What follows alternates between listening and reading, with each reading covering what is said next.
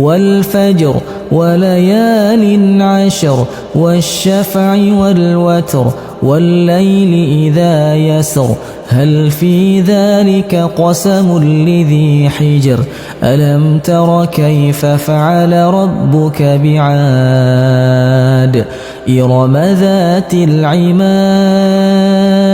التي لم يخلق مثلها في البلاد وثمود الذين جابوا الصخر بالواد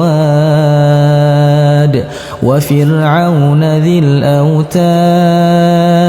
الذين طغوا في البلاد فأكثروا فيها الفساد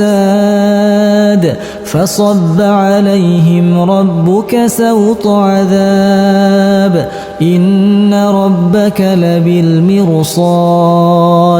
فأما الإنسان إذا ما ابتلاه ربه فأكرمه ونعمه فيقول ربي أكرمن وأما إذا ما ابتلاه فقدر عليه رزقه فيقول ربي أهانن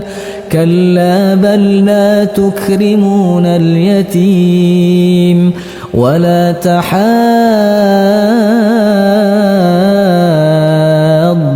على طعام المسكين وتأكلون التراث أكلا لما وتحبون المال حبا جما كلا إذا دكت الأرض دكا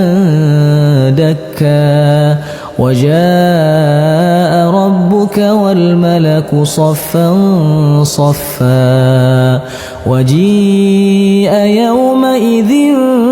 بجهنم يومئذ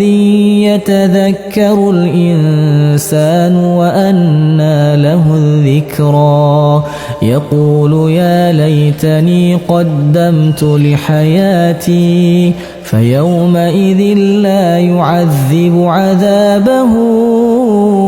أحد ولا يوثق وثاقه أحد يا أيتها النفس المطمئنة ارجعي إلى ربك راضية مرضية فادخلي في عبادي وادخلي جنتي.